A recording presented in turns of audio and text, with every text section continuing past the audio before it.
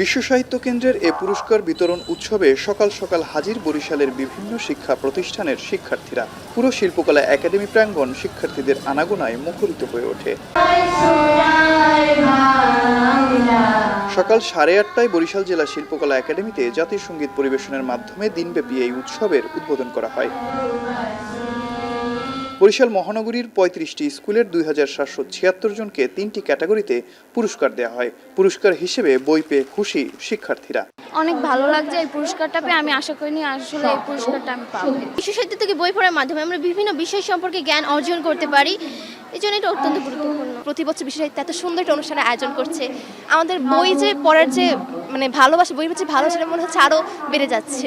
আমার বই পড়ে অনেক ভালো লাগছে, আর পুরস্কার পেয়ে সবারই ভালো লাগে। আমরা এখানে বিভিন্ন শিক্ষণীয় গল্প পড়েছি, প্লাস হচ্ছে রূপকথার গল্প, তাছাড়াও অনেক আমাদের হাসির গল্প বা মোটামুটি আমরা মোটিভেশনাল সব টাইপের গল্পই এখানে পড়ছি। এরকম আয়োজন আমাদের অনেক ভালো লাগতেছে। এগুলো আমাদের আরও সামনে যাওয়ার অনুপ্রেরণা যোগাইতেছে। বিশ্ব সাহিত্য বই পড়ে খুবই ভালো হয়েছে আমার। এমনকি আমার বই যে পড়ার চর্চাটা, তারপর বই পড়ার যে আগ্রহ, সেটা বাড়ছে। ভবিষ্যতের উন্নত মানুষ হওয়ার জন্য, আলোকিত মানুষ হওয়ার জন্য, দেশ গঠনের জন্য, যে প্রয়োজনে মানুষ গঠনের জন্য আমাদের ভালো বই পড়তে হবে, শিক্ষার্থীদের পড়ায় অভ্যস্ত করতে হবে। বিশ্ব সাহিত্য কেন্দ্রের এমন আয়োজন নিজেকে সমৃদ্ধ ও শক্তিশালী করতে ভূমিকা রাখবে বলে মনে করেন আয়োজকরা। আগামীর সুন্দর বাংলাদেশ গড়তে এই বই পড়া উৎসব গুরুত্বপূর্ণ ভূমিকা রাখবে বলেও আশাবাদ ব্যক্ত করেন তারা।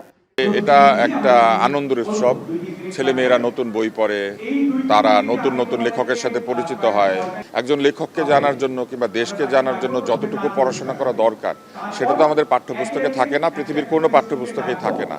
কিন্তু মানুষ যদি বই পড়তে শেখে, ছেলেমেয়েরা যদি বই পড়তে শেখে, তাহলে তারা কি করবে? তারা তাদের নিজেদেরকে তৈরি করার জন্য নতুন জ্ঞান, নতুন কথা, নতুন অনুভূতির সন্ধান করবে। এবং এই যে নতুন কিছুর সন্ধান, সেটা সে বইয়ের মধ্যে দিয়ে করবে, কম্পিউটারে গিয়ে করবে। তার মনে কৌতূহল এবং অনুসন্ধিৎসা তৈরি হবে।